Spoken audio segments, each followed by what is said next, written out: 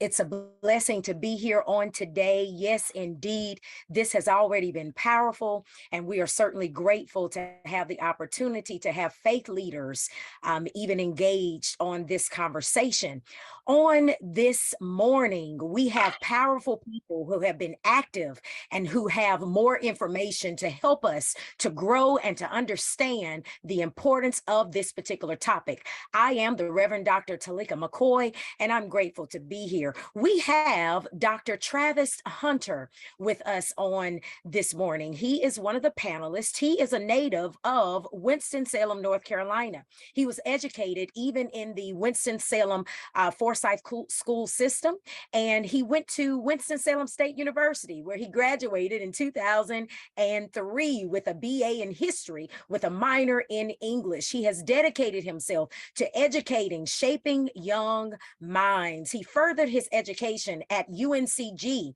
Then he went on to Shaw University Divinity School, where he obtained his Master of Christian Education in 2007. He went to Capella University in 2008, and he obtained a master's in school administration, then on to receive or to earn a PhD in ministry from North Central Theological Seminary. So we are certainly grateful to have him. He is currently the CEO and founder of Travis Hunter Global Ministries, where the motto is educating people through the word, through God's word, where he spreads the gospel of Christ. So we are so grateful. He is also an author. So we welcome Dr. Travis Hunter. We also have with us on this morning the Reverend Donna Van Hook. She is a former certified law enforcement officer and lifelong learner, which is a blessing. Reverend Van Hook, she holds 2 associate degrees in criminal justice from Alamance County Community College and a BA degree from Elon University. She majored in religious studies and she minored in human services. She earned a Master of Divinity degree from the Shaw University Divinity School. And we are so grateful because she has been named one of the distinguished alumni preachers. She earned a Master of Arts degree in nonprofit management from High Point University, and she is a trailblazer. We're grateful to have Reverend Van Hook here on this morning. She was one of the first 4 women ordained by the Guilford Educational and Ministry Baptist Association. And currently she serves as an ordained associate pastor at Union Chapel United Church of Christ, and she's a planning team member with the Southern Conference of the Union Chapel United Church of Christ Racial Justice Project. Currently, Dr. or Reverend Van Hook, she is a City of Burlington Minimum Housing Commissioner, a local school system superintendent's equity, diversity, and opportunity committee member, and North Central Carolina faith engagement coordinator with the North Carolina Black Alliance. So we welcome even Reverend Van Hook on this morning. And we also have Pastor Timbila Covington. Pastor Timbila Covington, we're grateful that she's here as well. She earned a Bachelor's of Arts in Religion and Philosophy from Shaw University, and a Master of Science in Agricultural Education from North Carolina Agricultural and Technical State University. Pastor Timbila Covington, she is the new pastor of the Exodus United Baptist Church in Winston-Salem, North Carolina. And I see some of you saying Aggie Pride. Indeed. She pastors that church right there in Winston-Salem, North Carolina. And she is a certified Christian life coach and pastoral care counselor. Pastor Covington, her background comes with an African culture flavor from Burkina Faso, West Africa. And she is so awesome to let everybody know the proper pronunciation of her land. And so she was reared there in Africa, and she is the proud mother of 1 daughter, and she's bivocational. She's a bivocational pastor. And she works with Neighbors for Better Neighborhoods as the Strengthening Neighborhoods and Families program director.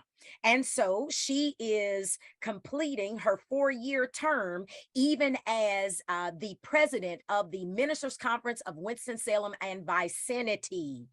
That is an ecumenical faith-based nonprofit organization positioned at the intersection of the faith community, social justice, and action. Her work is entrenched in community organizing, development, leadership development, and she also serves on several boards. So we welcome Pastor Covington, who is a servant leader dedicated to serving all people. And last but not least, we have the Reverend Dr. Dennis Leach. Pastor Leach. Pastor Leach was born in Philadelphia, Pennsylvania. After receiving public education, he entered the United States Army. Thank you for your service, Pastor Leach. The United States Army, where he served for 20 years, retiring in 1993 as a member of the 82nd Airborne Division. While in the military, he received his call to ministry. He was licensed in 1981. In 1984, he was licensed by Pine Hall Baptist Church and ordained in the Rowan Baptist Association of North Carolina. He served as pastor of the Zion Baptist Church for 2.5 years while stationed in Germany. After retiring, he became a full-time student and received his bachelor degree from Fayetteville State University in criminal justice.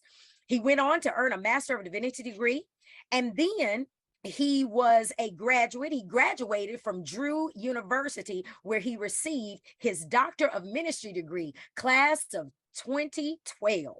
In October 2009, he was called to to be the senior pastor of the Morning Star Missionary Baptist Church in Winston-Salem, North Carolina. So can we welcome our 4 panelists on this morning? We are so grateful for them to take the time to serve the community.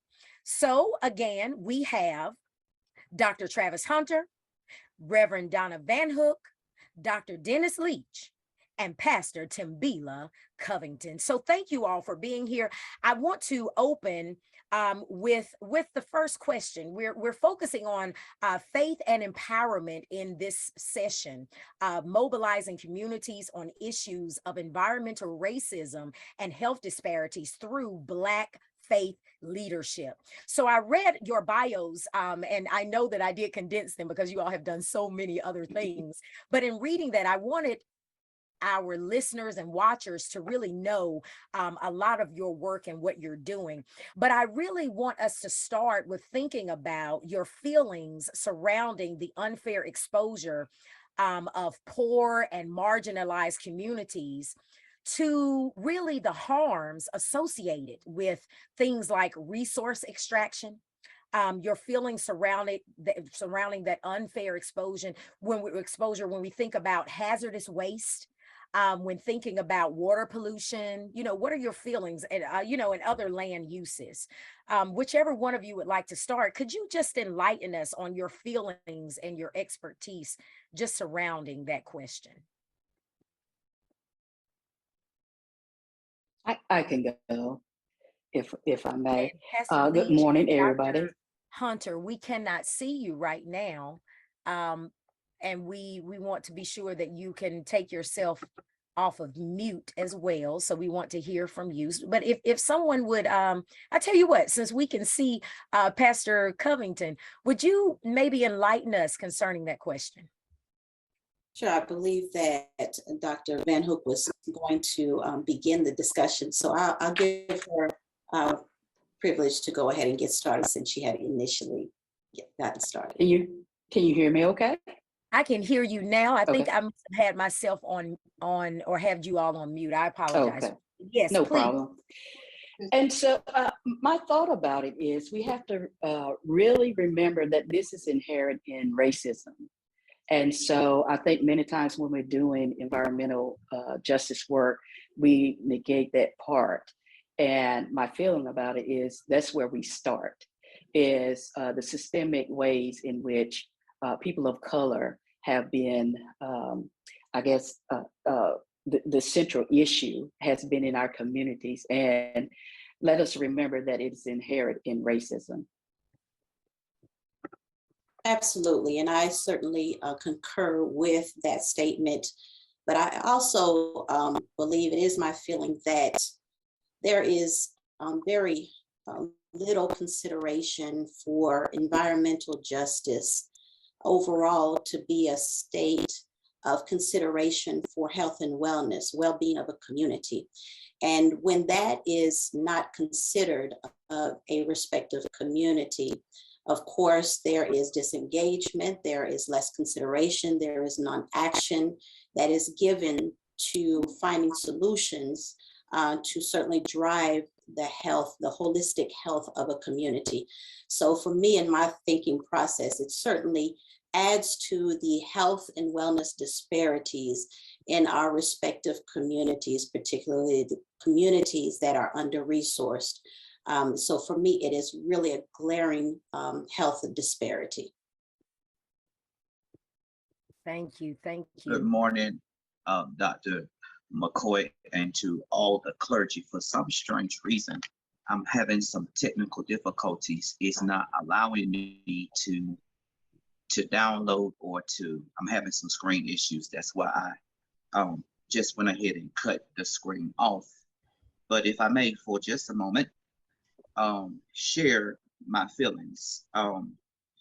My feelings is that of disgust. And this has heightened my holy indignation because we have whole companies that are choosing to take deliberate environmental injustices and to do harm to whole communities of Black and Browns.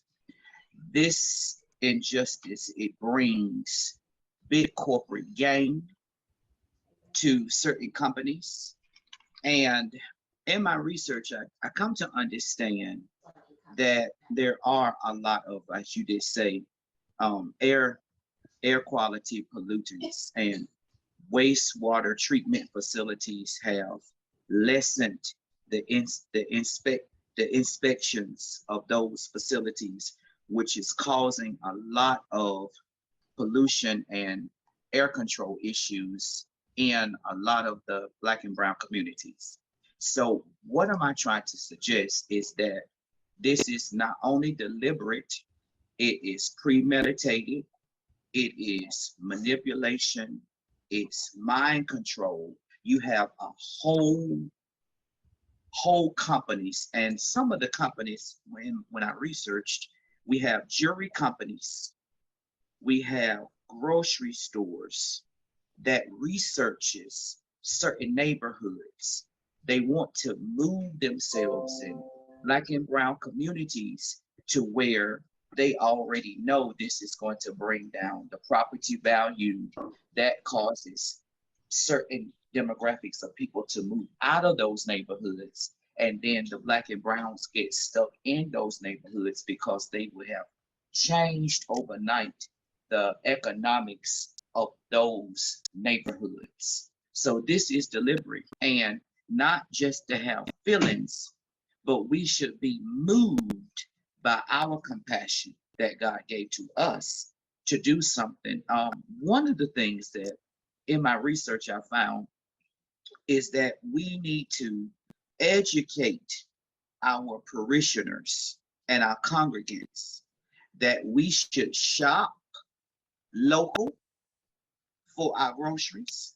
We need to go to the farmer's market, and we need to buy local our jewelry and stop supporting big ticket jewelry stores, because the grocery stores and the jewelry stores are two of the industries that's bringing such environmental injustices to Black and Brown communities. Even those communities where the economics are high, they are being impacted now with environmental injustices as well, because it brings down their property value, and they are forced to leave high income neighborhoods, and they have to relocate their families as well. And it's not fair. and we should, as the people of God and the prophets of God, speak to it.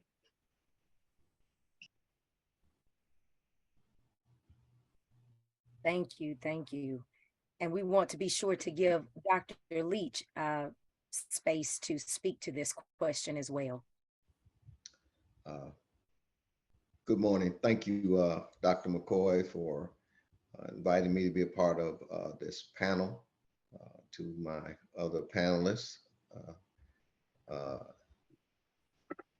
that first question, when I read it, my response is, it makes me angry. So I guess I could say I'm an angry Black man who's often had a chip on his shoulder. Because of my experience or encounters with racism, it makes me angry, but it also makes me passionate. I've had to learn to channel my anger into positive actions, especially in defense of those who are seen as powerless and voiceless in our community. I'm not under any misconceptions as it relates to the historic inequalities and injustices and the marginalization treatment of Black and Brown and those who are seen as others in our nation. A few years ago, the city of Winston-Salem determined that it had to cut its budget, and on the chopping block was bus services to a community where the church is. The community around the church is considered a food desert, and those who live there have to travel a few miles to get to a grocery store like Food Line. I attended the city council meeting where they were going to vote to stop the services, and I signed up for public comment. I got up and I told a story about mothers who would have to push baby strollers far distances, persons with physical disabilities who would have to travel nearly a mile to get to a bus stop. As a result, the city canceled those plans, and the forces aligned against the interests of Black and Brown communities are relentless, as I see it, callous and heartless, and they are determined to disenfranchise our communities at all costs. And in Forsyth County, they are using a state statute. Wow. Wow. Thank you. Thank you all for sharing. The next question that I was going to ask had to do with ways that your community is involved. And some of you have already offered some ideas, and what you think regarding that.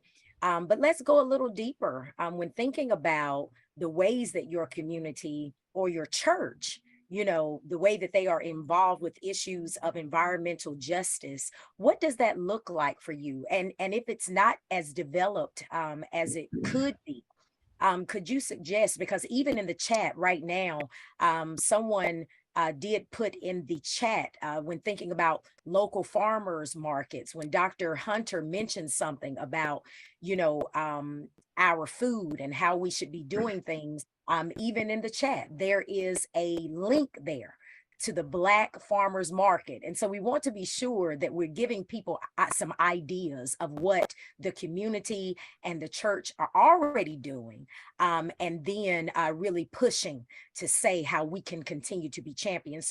So in what ways is your community or church involved in issues of environmental justice?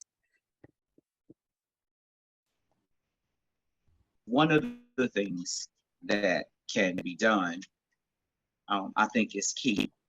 We can encourage other churches to join the North Carolina Council of Churches, particularly their creation care programs.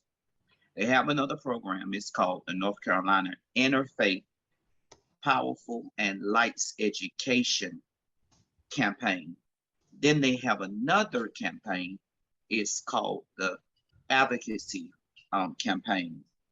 These and all of the programs, they seek out clergy and local members of congregations to become aware and to articulate such moral issues of climate change and environmental justice. And I'm going to put those in the chat, but I will say it again for the sake of emphasis. It's the North Carolina Council of Churches, And within the North Carolina Council of Churches, they have the Creation Care Program. Then they have the North Carolina Interfaith Power and Lights Education Campaign, and then the Advocacy Campaign.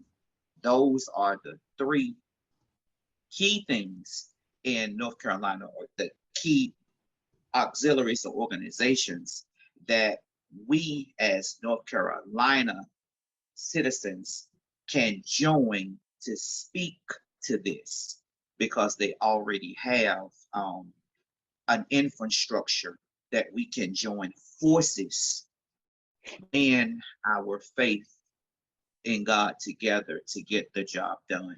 So I'm getting ready to put those things in the chat now so that those that are watching us can get that information. I'd like to add to some of the things churches can do, and some things that I have certainly been a part of as a pastor, but also as a bivocational pastor working at Neighbors for Better Neighborhood, which is a nonprofit grassroots organization where we believe in developing communities through its own residents. And so we support projects and programs with our resident leaders. We engage them to develop programs that certainly build on advocacy and relevant concerning issues to a specific community. At the church level, of course, for me, as it relates to even work, I believe it's at home. Charity does begin at home.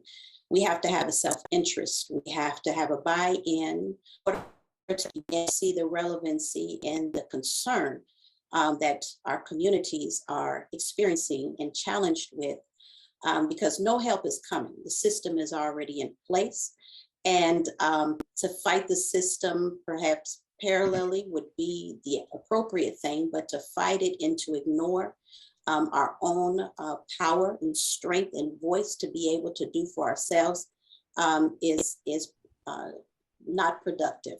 And so as a church, certainly is to build that, that passion, that urgency, that interest with the members of our health and wellness auxiliaries, to get them involved, not just in what we align health and wellness with, but to additionally add the component of environmental justice. And all this is part of our social justice initiatives. It's important, and it can start simply with understanding how important it is to keep our neighborhoods clean. It could also begin with the fact of starting a community garden within the properties that we have an opportunity to develop those. It doesn't have to be a farm. It could just be a community garden that will get the membership involved. And then, of course, there is the matter of educating and understanding what is, how important it is to get involved and to certainly practice in way of holistic care, this component of certainly evaluating and being a part of advocacy for environmental justice. In my professional environment, of course, for those of you that may know, Winston-Salem, on January 31st, experienced an explosion at the Weaver fertilizer plant, something that fortunately we did not experience any loss of life, but could have been the worst of explosions, the hazardous explosions within this country. Nonetheless, there are many residents that are living within just a few feet away from that plant.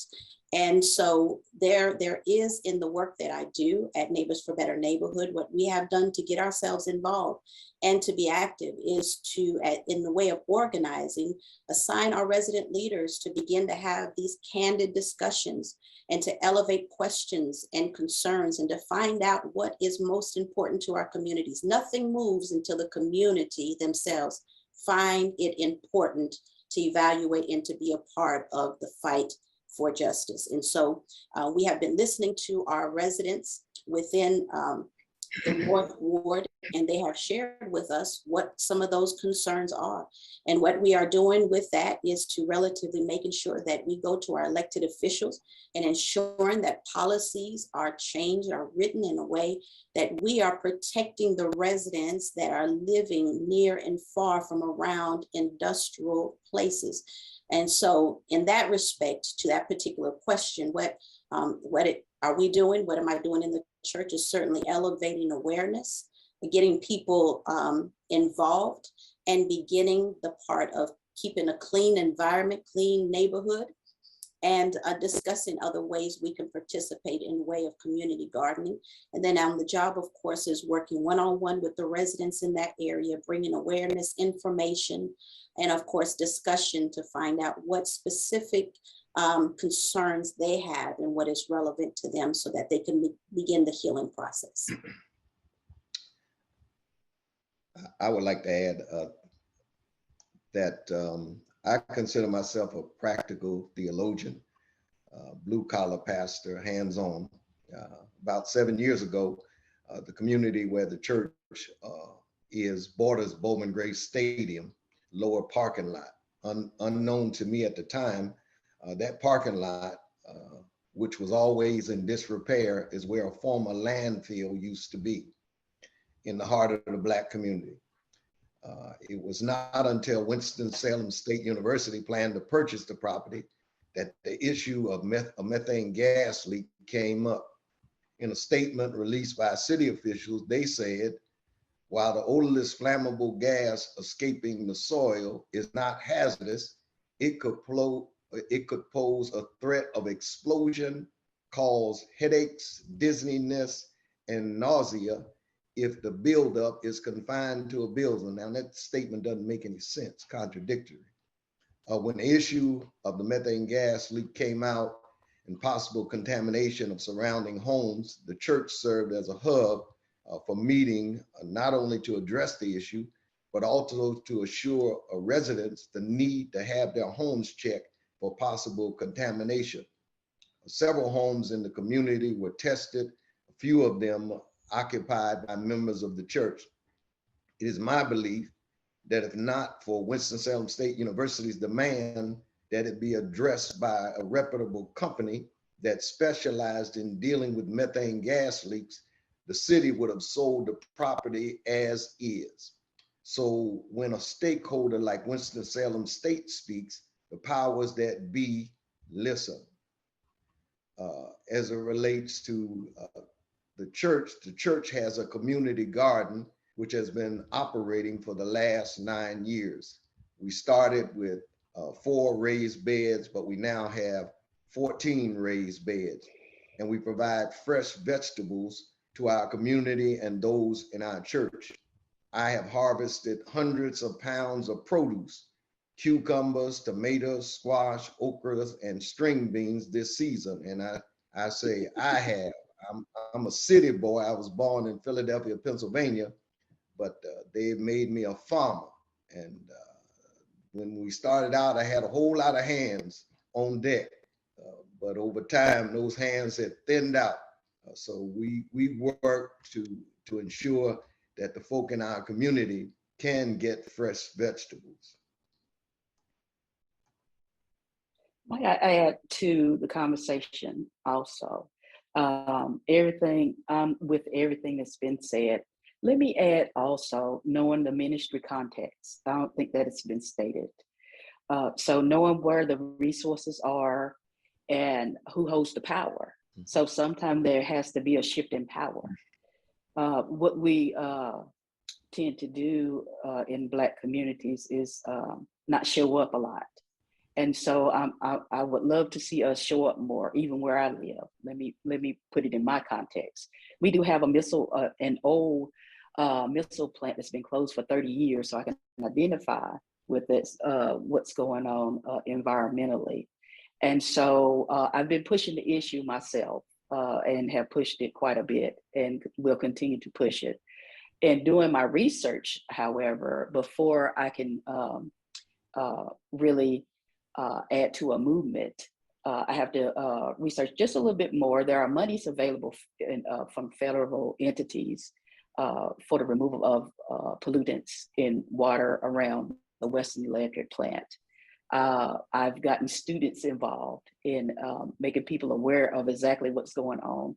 And this was all based upon an NC Policy Watch article that came out with very detailed descriptions of the pollutants in the Western Electric plant that has been closed. And so for me, the next step in my research would be to find out where the self-interests are. Of course, that's a part of organizing, and to also find out what clergy, what churches will be willing to step forward. If none, then the movement has to go on. And so sometimes we're a little slow as churches and clergy, but that doesn't mean that the issue stops. So people's lives are at stake. When I'm talking about starting a movement, I'm talking about we've got to move, and sometimes there's a sense of urgency.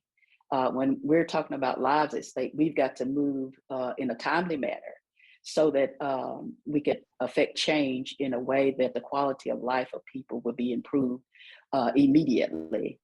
And so where the Western Electric plant is in Alamance County, there's an 11-year difference. Just 4 miles up the road, there's an 11-year difference in life expectancy. So there's a life expectancy of less than almost a teenager's age for the Black and Brown community where the missile plant is located. So we've got to move.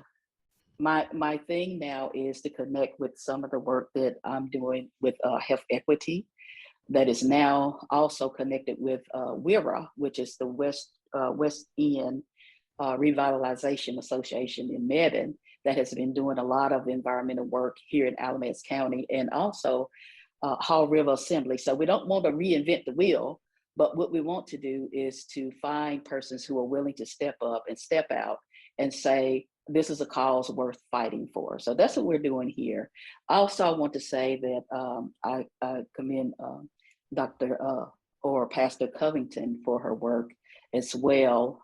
It sounds like it's an extensive work in the community with community gardens and those type of things. When I'm looking at the context where I live, though, there's not many opportunities for the funding and the rolling up the sleeves to do the work for the community garden. There is one connected with the work that I have done with gun violence, and they have an actual community garden after about 3 years. So what I would like to see is that be replicated in other places in our county.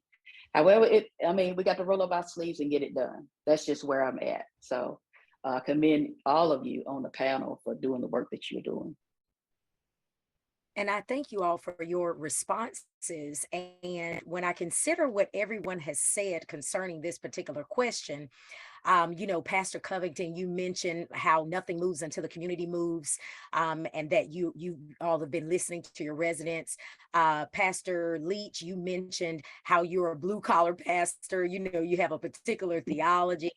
Dr. Hunter, presented resources for folks to consider. And even Reverend Van Hook just mentioned that people need to show up more and persons need to be willing to step up and step out. Well, we're all ministers, right? And so I wonder how you all would respond, being that you've said what you've said, to that person who says, you're talking about activism and showing up and doing all these things, but what about the view, preacher, that God is going to take care of us? We need to just pray. What about those in the community who say, we can just really sit here because the Lord is going to show up. So in everything that you've said, preacher, I just believe that God is going to take care of it. The harvest is plenteous, but the labors are few. And so in order for us to harvest justice, we're going to have to put our hands to the plow. That's just the way it is. I commend Pastor Leach as well for the work that he's doing, and our other panelists. We've got to come out of our comfort zone, and we've got to say, well, God, these are the hands that you have given me to do this work. This is the mouth you've given me to speak, to make public comments before city council, before the county commissioners, before soil and water. And I'm going to use what you've given me to affect change. So God uses us in order to make that change happen. It doesn't just fall out of the sky. Absolutely. I do concur again with you, Reverend Van Hook. My initial sermon was from the text out of John chapter 13, where Jesus washes his disciples' feet. And I believe in leadership that leads by example. And so there is that we are going to pray, because that is where we're going to certainly receive all of the knowledge, the understanding, and certainly to renew ourselves in that time of prayer. But in order to get something done, we have to lead by example. And we don't have to know everything, but we need to know what it is to roll up our sleeves, to take off the heels for those of us who wear heels, and to put on the tennis shoes or the sandals, and to get to work, to walk around in the community. My church is located in the central part of a community in need, a Black and brown community. And I have already engaged our constituents and our membership in saying, listen, if we want something to happen, we're going to have to go to our community members.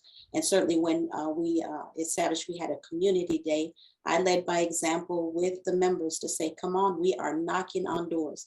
I not only do this in my professional world, I do this even in the church. And so we have to be able to lead by examples, and that if that means we have to wash the feet of the servants, then we will do just that. I Certainly. love what both Reverend Van Hook said and what Pastor Covington said.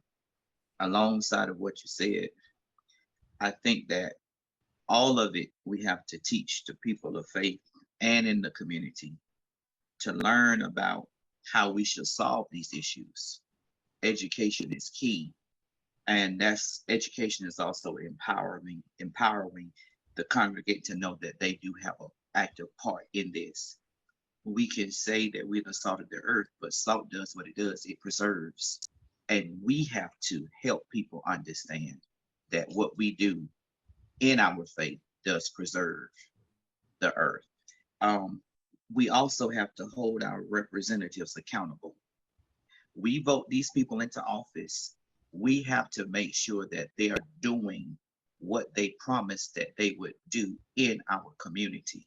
There again, we as leaders of faith have to ensure that we help our congregation know that they should play an active role in the voting participation as well.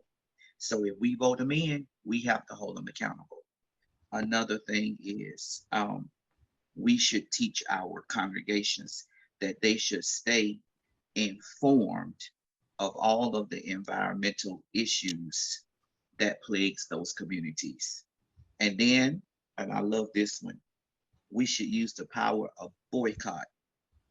Traditionally held African American communities, they stopped putting dollars out when something was going wrong. We need to get back to that.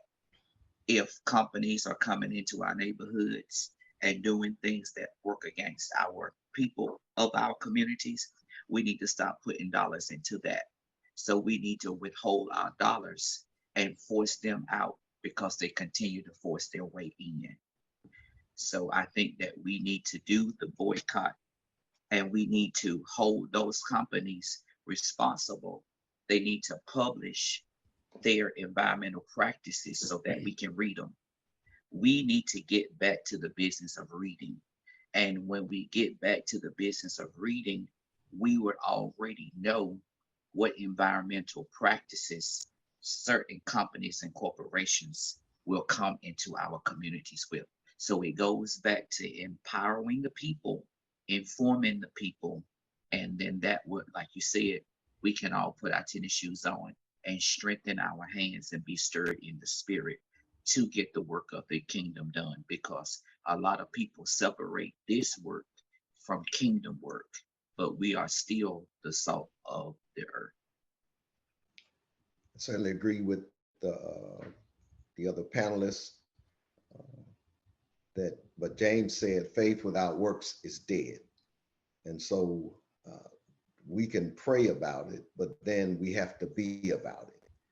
We have to be willing to do the work and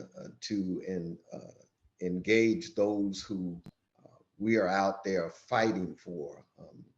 One thing I learned in the military, if you won't fight for yourself, or if you won't stand up for yourself, you are not going to stand up for anyone else.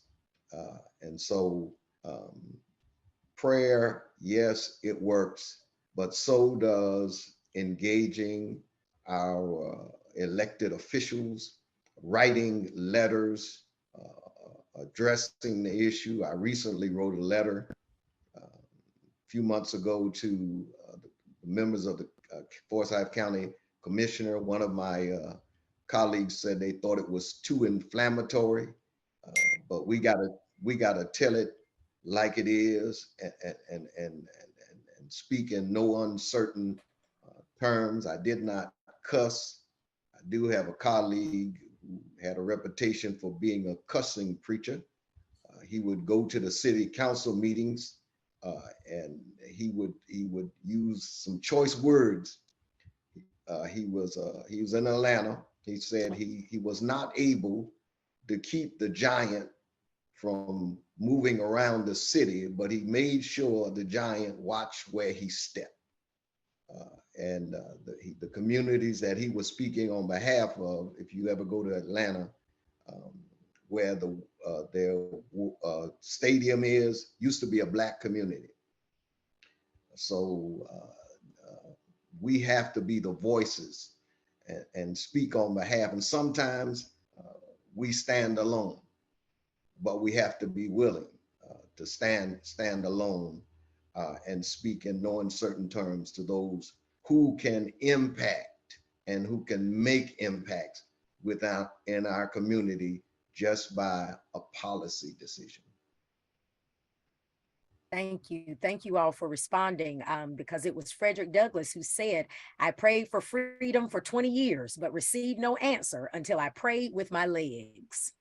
So may we listen to these great ministers and what they are saying. And I know that there are questions in the chat area and comments, and we're so grateful that you all are continuing to be engaged, because we're going to shift a little bit to talking about really health disparities. So thank you all. And someone is interested in knowing, wondering how they find out about these environmental issues if they're outside of the faith community. I think by this point, you've heard how so many of these pastors and ministers are working even outside of churches and even outside of particular faith communities, because we want to be sure that we are thinking about all people from all walks of life. So these persons are not limited to serving, just in a Christian environment or just in there are people without faith. They need clean water too. There are people without faith. They are marginalized and pushed to the edge of society. So please continue to stay connected with North Carolina Black Alliance. You've heard so much so far. Just stick with us, because we are all dedicated humans wanting to provide services and information to other humans. So let us just know that if you're connected now, just stay connected. All right. So just shifting, health fairs, we know, are very vital, right, in the community. Some of us even participated in a health fair on the 30th. Pastor Leach, I know that you allowed even this organization to come even to Morning Star. And so we're so grateful for those health fairs. And so again, we're going to shift a little bit. I want to ask you all about your experiences now regarding issues with health disparities in the Black community. And you can expound upon this in the way that you choose. Would you please just speak to health disparities in Black and Brown communities?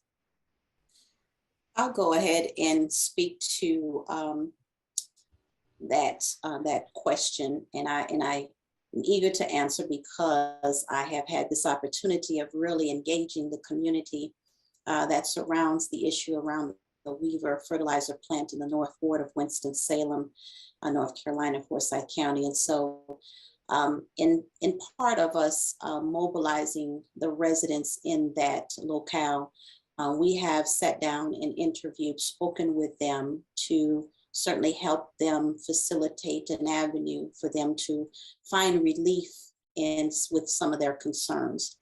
And the overarching disparities that have evolved are not uncommon to us. We have heard them before, and it's always surprising to me that we always revisit the same answers, the same disparities, when we know that there is certainly a flood of funding right now that supports bridging the gap for these disparities.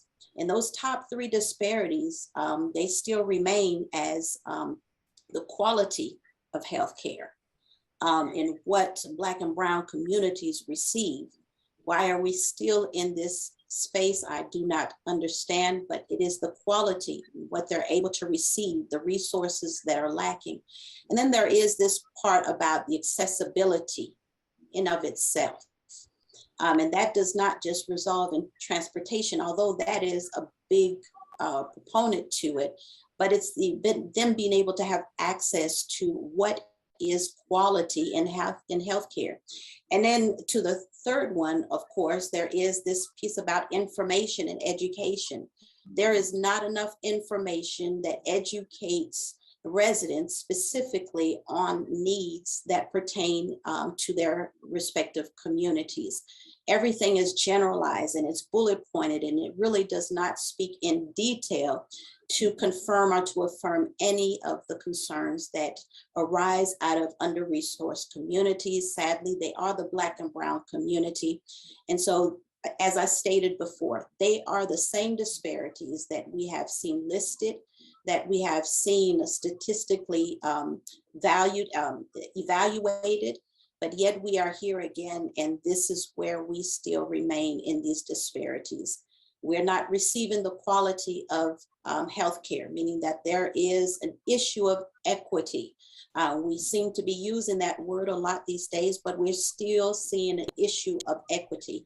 Then the accessibility, being able to obtain it, receive it, or even make our way to it is still a disparity, and there is a gap in that process.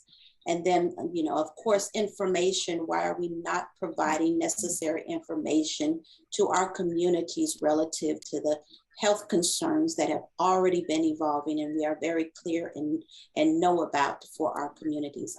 Our residents have told us that they feel undervalued and they feel disrespected when they go to see the doctor, and all they have with the doctor is 15 minutes. No explanation as to why certain prescription is given to them. And the side effects, of course, are not considered in way of how they may maintain in way of health. So those are those top three disparities that I particularly have heard and listened to most recently of the community that is certainly dealing with this concern around a hazardous environment because of the Weaver plant fire in January of 2022. I would like to say that when that explosion did take place, our church responded financially in support of the families who were affected by that fire. And we continue to respond when there's an earthquake in Haiti or there's a flood in Louisiana, wherever it is. We do not just pray, we send resources. While serving at First Baptist Church in High Point, the congregation was made up largely of elderly members. I'm a listener, and I listen to the life stories of women and men who lived through Jim Crow. The late Deacon Rodney Delaware Tucker, a graduate of Elizabeth City State University. He was a math teacher, a science teacher, a bus driver, and a coach. His daughter had sickle cell anemia, and his daughter had a crisis, and he took her to Wake Forest Baptist Hospital, but they were turned away. Many of the elders I serve today still avoid going to Wake Forest because of its history. A family member who attends my church had a brother who contracted COVID-19, and when I heard the county he was in, I was concerned. When the family informed me that he was going to be transferred to Winston-Salem, I felt a little bit better, but he never was. And the young man died from COVID. When you serve in an impoverished community, it goes without saying that most of those who live in that community don't have any health insurance. As a result, the churches are often called on to go above and beyond the call of duty. I'm fortunate to be married to a person who is passionate about dealing with matters of health. She has a master's degree in exercise science, and she organized the health promotion ministry at the church, Dr. Charlotte Leach. We started to focus on health disparities within the church, and then we moved to focus outside the church. We have partnered with Wake Forest Baptist Medical Center, Novant Medical Center, Winston-Salem State Department of Health, to provide health resources to those who do not have health insurance. For several months, the Wake Forest Medical Center mobile health unit rendered services from our parking lot to those without insurance. My wife currently serves as a community faith health worker for Wake Forest Baptist Medical Center, and her responsibilities is to connect persons in the community with needed resources and support. She has, for me, been a go-to person. Now, the church has a benevolence fund which responds to things like food needs, bills, rent, etc. And Dr. Leach, Charlotte Leach, often helps with additional support for families and persons in need.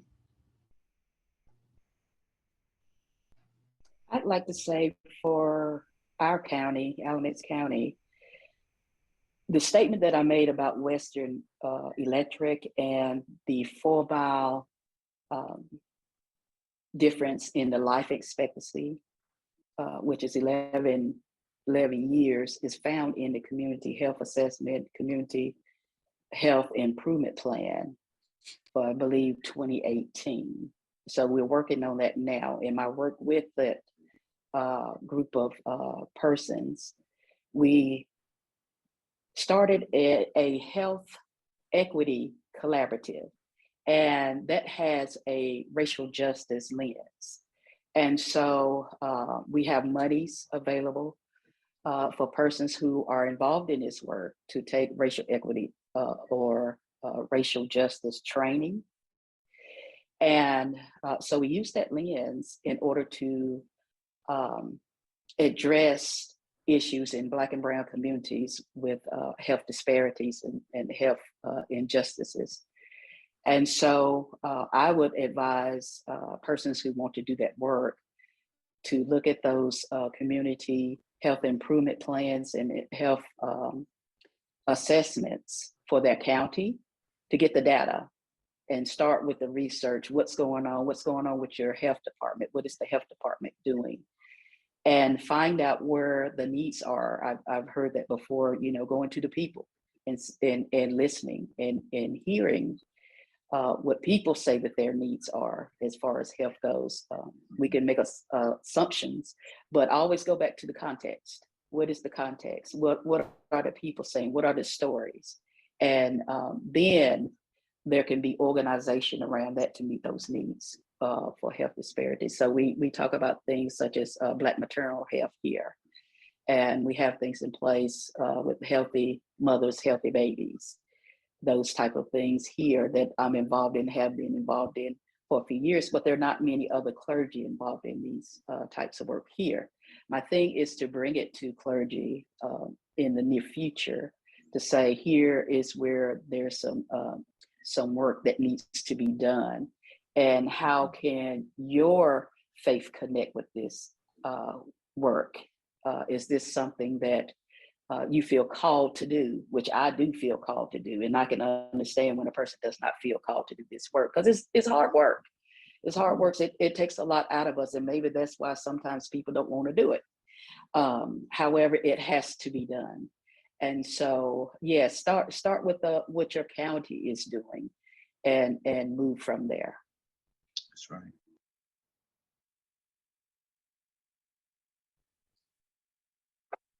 And you all have shared so many powerful things. People are asking, if this is going to be distributed. They're saying that this is a lot to take in a way of they're appreciating it.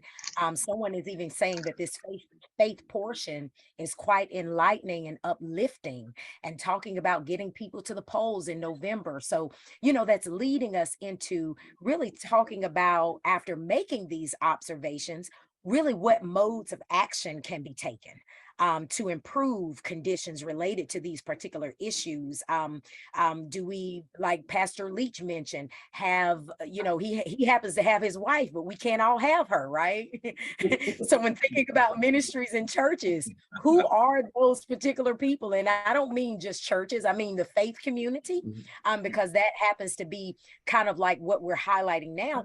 But when thinking about, like you all mentioned, doctor treatment towards patients, Yes. someone in the chat even mentioned, says, like when Dr. Leach, when you were mentioning your particular person, they're saying it's like that down home where I'm from in Richmond County. Folks are afraid to use that hospital, so they drive all the way to Moore Regional Hospital in Pinehurst, North Carolina. So someone just mentioned small wins. So I mean, when thinking about small wins, how can we win after we have identified, that someone in the chat said that there are people, like, she doesn't feel safe as a Black woman even having a child in the United States of America because she's most likely to die in labor.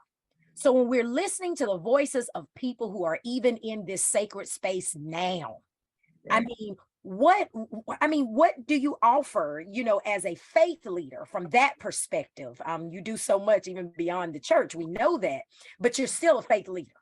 So people are valuing what you're saying, even as a faith leader. So I mean, how do we improve conditions One, related to these issues? Dr. McCoy, one of the things that I have, I'm consulting for two churches now. And I know that every church has resources within it. But then there are those churches who call in whole church consultants to come and help them establish such ministries and such auxiliaries and place people in leadership based on the demographics of their church. My thing now is that we need to get right understanding in churches. After I heard what Dr. Leach was saying, I understand that my work is most rewarding when churches do listen. Churches must listen to their parishioners because there are those people who are called, as Reverend Van Hook was saying. I was making it a side, it was just a little side thing I did outside of teaching. But the more that I am in churches and the more that I see needs of people, you have to have the right organizations and the right auxiliaries established in your church. One of the things that I would love to see more of, and this is a disparity among Black and Brown, we need AIDS and HIV auxiliaries set up in churches. You do have to live to be saved. And we put extra emphasis on salvation, salvation, salvation. But what are we doing to ensure that people live so that they can receive salvation? Because they're dying and we must do something. We must establish the right auxiliaries. We must establish empowerment sessions, not just so that church people can come and get informed. We got enough people that's fat on the word. It's time to go to work. And we have to be the catalyst of change in the earth today. I just feel a strong sense of urgency to send out this PSA. If you can't put auxiliaries and boards and action plans together for your church, sometimes you have to bring people in, and that don't make you less faith-filled. That don't make you less spiritual. That makes you sensitive to the needs of your own congregation. And we have to come down off our high horses sometime and engage in kingdom but we do have to be wise with doing that. And I just believe that we have to bring people in sometime. And sometimes your people have to hear another voice. It's all kingdom and it's all God. They have to live to be saved. And if we can't help them live, we can't help them be saved. Can I I, also I add? go ahead. Go ahead, Reverend Okay. Van Can I also add real quick? I'm a community strategist with a Yes. womanist lens. And Yes. so when I do work here in Alamance County or throughout the state, or I'm involved in some national campaigns, I use a Black woman's experience in this Yes. nation, which is to say, we are both survivors and we are also ones who get the job done, right? Mhm. And so, which means that we're not always, the victim. We're the victor as well, as I heard earlier. So know the resources that are available. Know where the funding Yes. is that's available for whichever issue you plan to address. But it will be good for churches to have maybe a list of resources in your community, whether you Yes. get it already done. And sometimes these things change. Find out where the gaps are in those resources, and that may be an issue that your church or faith community can address Yes. if you so choose. So we don't just do things just because it's the right thing to do. We must have a plan. Absolutely. Uh, um, I, I, when she was talking, Pastor Covington was talking about her initial sermon. Mine was about 1 Corinthians, the 3rd chapter. One plants, one waters, but God gives the increase. So we have a plan in order to get this work done. So we don't just say, oh, let's go do this or let's go do that without a plan. Let's be strategic about it. Correct. Correct. Absolutely. And I saw someone in the chat who wrote small wins, and I love that because I certainly agree with you, Dr. Hunter, that there are many gifts, many talents within the body of the church. However, human capital may not necessarily, particularly in this day and age, be available. And so it's important to understand that even in the context of where we are today, we have to utilize the very gifts that we have available to us in a strategic way, therefore, with the plan, as Reverend Van Hook mentioned. I do some work as well here in Forsyth County around maternal health. And one way we have engaged our women is to address where, of course, there are disparities, to rather address the spheres of influence. And in the spheres of influence, you have your politicians. In spheres of influence, you have institutions. In spheres of influence, you have organizations. In spheres of influence, you have neighborhoods, you have families, and then you have yourself. There are so many spheres of influence that have the capacity of aligning themselves with the goal in mind set by an individual or a group particularly, so that where there is lack of human capital, those gifts can come together to build, and we can certainly have those small wins. So in that perspective, the things that I certainly am able to accomplish are those small wins, because I look at our current situation, whether it's in the church, where we're still trying to consider whether we come fully to church, if we are there engaging at all times, because everyone is still kind of leery at wanting to be in church all the time. And then utilizing the skills of those that are present and allowing them to function in their gifts respectively, but also considering that if there's a disparity, a human capital disparity, then we need to certainly align ourselves with any of those spheres of influence who have the potential and the capacity, who have the funding, the wherewithal. And we need to push those buttons. We need to hold them accountable, where it has already been said here, to hold those individuals politicians, even organizations, foundations that have the necessary resources to align with the respective disparities and needs of the underprivileged, the under-resourced, the marginalized, the disenfranchised communities. We have something that is great, and that is our voice.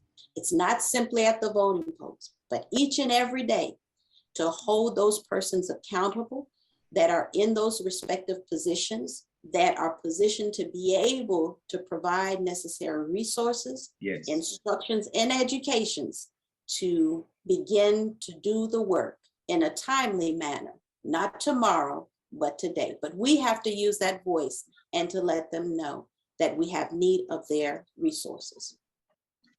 I would add that Dr. Martin Luther King said, injustice anywhere is a threat to justice everywhere. Our voices matter, but also our bodies matter. And sometimes we have to be willing to sacrifice. A few years ago, during the Moral Monday movement led by Dr. William Barber, several of us from the community went to Raleigh and were arrested.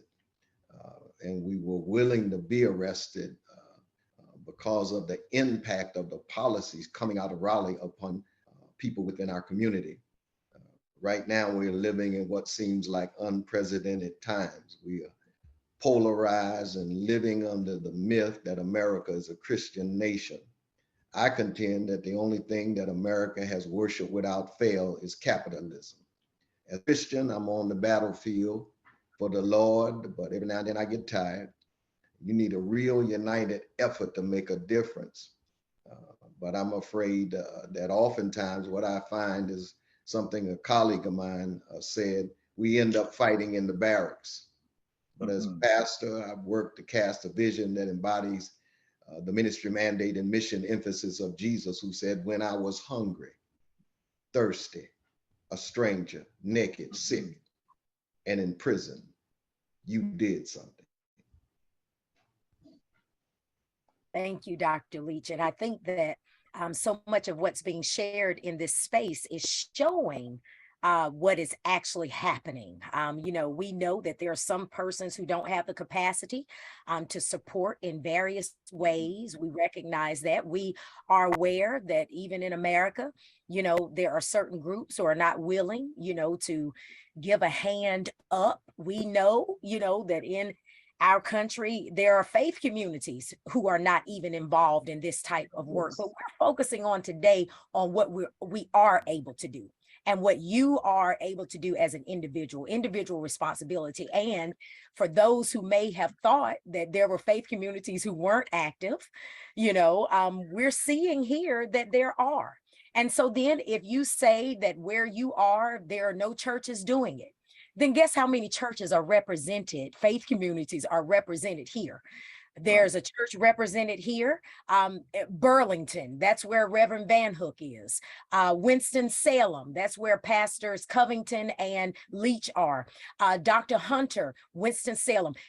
Mount Peace, Raleigh is where I am. So then if you are in a faith community experience that you're complaining about a lot, maybe you need to take this information that's coming up out of Burlington and coming up out of Winston-Salem and Raleigh and all these other areas to know. And then someone is saying they're in Durham. Okay. So you need to explore, you need to do your research and find out where faith communities are active. And if it's not happening where you are, if you are able to walk, you can go somewhere else. Because what I have discovered is that even some of the smallest of churches who are active, many people don't want to be members of that church. They want to be a member of the big church. All right. So just keep in mind that if you're complaining about what a church is not doing, and I'm not advocating that anyone leave their faith community, I'm just saying, have you evaluated? That's right. Because maybe that's what's happening right now. All right. So we're grateful that there are some things happening. So I want to move to really our final question, because as we're talking about what faith communities are doing, there are probably people who want to be engaged. Oh, guess what? There's absolutely someone who wants to be engaged. In the Q&A, Dr. Ann Hayes at Bennett College is saying to us, how can North Carolina colleges and universities partner with churches and environmental justice organizations to help and support the movement? So she is speaking out to say, this is what we can do. So we are not, nobody here, even in the chat, even as we're talking, what I love about this space is nobody this morning has complained. That's what's awesome. In the chat, everyone has been giving evaluations and information, and they want to see faith communities who are active continue to reach out. So here's an opportunity, faith community, to reach out. So Bennett College is ready to help. Look at that. Okay. So yes, Reverend Van Hook. Give me a call. So my church has been a community partner with my alma mater, which is Elon University. And I've been a community partner through our local NAACP in building community, building coalitions, because that is what the emphasis here in fact, I'm on the campus of Elon University as I speak.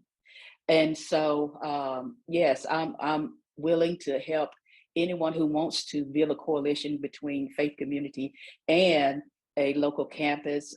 Just give me a shout out. We can get you my information if nobody else wants to provide that, just to show you some things that have worked well for us here in Alamance County to get that work done. Thank you so much. I'd like to add, get involved, get connected with the Ministers Conference of Winston-Salem and vicinity. Reverend Dr. Dennis Leach and I are part of this great organization. I am the president and Dr. Leach is the treasurer. And we actually, I believe he may remember the year when we provided a donation to Bennett College as well. And so we do some great work here in Winston-Salem and vicinity. And we certainly love to have the opportunity to partner and to do some great work in the environmental justice area as well as social justice overall. Amen. Give me a call. I'm getting ready to put my number in the chat, because being in churches and consulting in churches, you always need more help. Nobody knows it all. And we know in part what the Bible told me. So if you know a part that I don't know and someone else know a part that they don't know, we can get the job done in parts. I'm going to put my number in the chat. Call me. We certainly have to be open to partnering with like-minded organizations. And I would say that we have partnered with Winston-Salem State in writing letters that led to them receiving significant grants. When I was pastoring in High Point, every semester we would go to the campus of High Point University and meet with those who were coming on board, and they would actually send volunteers from that campus to be a part of our tutorial program. We had tutoring 4 days a week, twice at Montlou Elementary School, and also 2 days at the church. So I look at a college campus like an ex-military man would look at a college campus. That is a tremendous organization that has resources and personnel. And if you're gonna get anything done, you need resources and personnel. I tell folk, I learned in my last pastorate, you can have a vision, but if you don't have resources and personnel, that vision is gonna have to wait. Thank you. Thank you all so very much. And to everyone attending, everyone in the chat, thank you for what you have said. You have really added to this conversation. And that's one of the things that I know I appreciate about Zoom, is being able to hear from great minds, even in the chat. And again, thank you all for really having a space where we can grow together. I think that this has been a time, like I mentioned before, no complaints, no criticism. racism, but really a great session where great minds, the panelists and those in the chat, were able to exchange information. So I know that there was a question about how people will get this recording. I'm going to defer to LA and or the next person coming on to speak. But before we go, we have 3 minutes. So I would appreciate, and I'm sure that the listeners would, just an inspirational sentence or word, if you will, from each panelist to encourage us to continue to do this great work. And for those who may not be doing it yet, you know, to strike that fire in them so that we might continue in this great work. If you would, starting with Pastor Covington, just final words. You put me on the spot, Dr. Talika McCoy, but thank you so much for the opportunity of being here. A word of inspiration, I would just say, take the chance to walk this out by faith and see the reward come to you. It does take faith to be able to engage this work because you do not know what the end is going to be.